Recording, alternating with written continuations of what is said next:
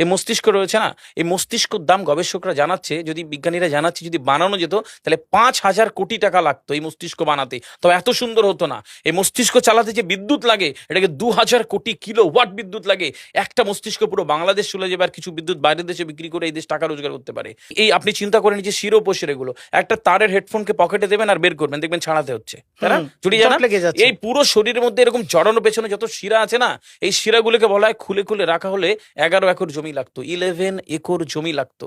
কেন ইমাজিন আমাদের মধ্যে কি রয়েছে, পুরো শরীরে 650টা মাংসপেশি রয়েছে, যা ইনস্ট্রাকশন দেবেন তাই করবে। আজকে একবার ভেবে না কাল একটা বাইক কিনবেন, হন্ডা কিনবেন, আপনি বাইরে বেরোবেন দেখবেন সব বাইকের দিকে নজর যাবে, এই বাইকটা ভালো, এটা সুন্দর, মাইলেজ ভালো, কোনটা ভালো, কি দেখবো। যতক্ষণ না কিনবেন মস্তিষ্ক আপনাকে ছাড়বে না, ও চিন্তা করতে থাকবে। ঠিক সেরকম একটা কমেন্ট যখন দিয়ে দেবেন, এই মস্তিষ্ক আপনাকে ওই কাজে এগিয়ে নিয়ে যাবে।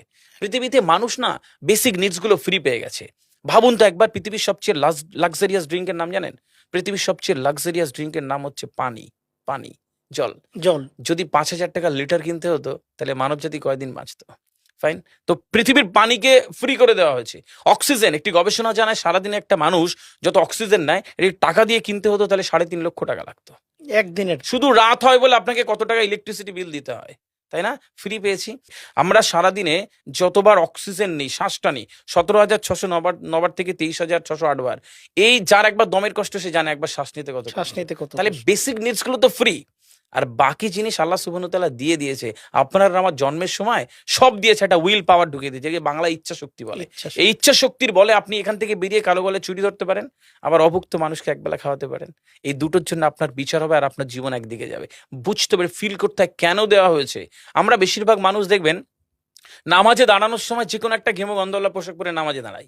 বিয়ে বাড়ি যাচ্ছি হেভি ফিটফাট করে, কখনো এটা ভেবে নামাজে দাঁড়ায়নি যে আল্লাহ সুবহানাহু ওয়া তাআলার সামনে দাঁড়াচ্ছি, যিনি আমাকে সৃষ্টি করেছেন, আমার রবের সামনে দাঁড়াচ্ছি। এই ফিলটা হয় না।